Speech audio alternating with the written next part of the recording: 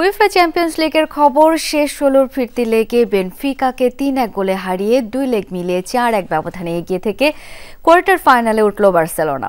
অপর ম্যাচে টাইব্রেকারে লিভারপুলকে কাটিয়ে শেষ ৮-এর টিকিট কেটেছে পিএসজি। আলাদা ম্যাচে জয় নিয়ে কোয়ার্টার ফাইনাল নিশ্চিত করেছে বায়ার্ন মিউনিখ আর ইন্টার মিলানো।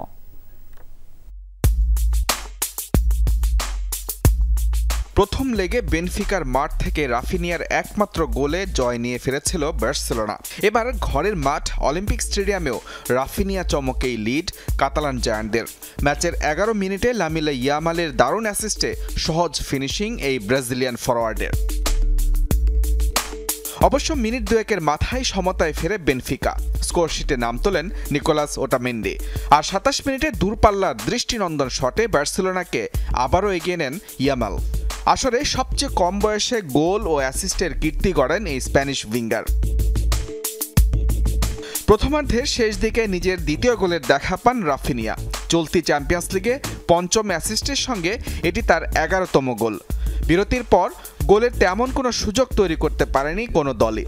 পুরো ম্যাচে ৬৫% সময় বল দখলে রাখা বার্সেলোনা শেষ পর্যন্ত ম্যাচ জেতে ৩-১ ব্যবধানে। সব মিলিয়ে ৪-১ ব্যবধানে এগিয়ে থেকে সবার আগে কোয়ার্টার ফাইনালের টিকিট কাটে হ্যান্সি ফ্লিকের দল।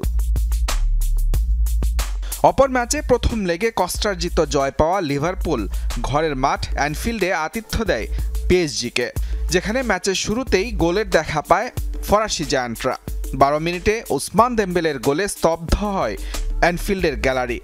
২ লেগ মিলিয়ে সমতায় ফেরে লুইস এনরিকের দল। বিরতির পর অফসাইডে গোল বাতিল হলে সমতায় ফেরা হয়নি লিভারপুলের। ম্যাচের বাকি সময়ে চেষ্টা করেও গোলের দেখা পায়নি কোনো দল।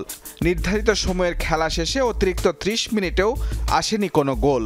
ম্যাচের ভাগ্য গড়ায় টাইব্রেকারে, যেখানে ডারউইন নুনেজ ও কার্টিস জোনসের শট ফিরিয়ে পিএসজির জয়ের নায়ক গোলরক্ষক দোন্নারুম্মা। এদিকে অল জার্মান ম্যাচে ভাগ্য বদলাতে পারেনি লেভারকুজেন। প্রথম লেগে ৩-০ গোলে হারের পর এবার ঘরের মাঠে দলটি হেরেছে ২-০ গোলে। ২ লেগ মিলিয়ে ৫-০ গোলে এগিয়ে থেকে শেষ ৮-এ পা রাখে Bayern Munich. Mujrabin Tarek, Jamuna sports.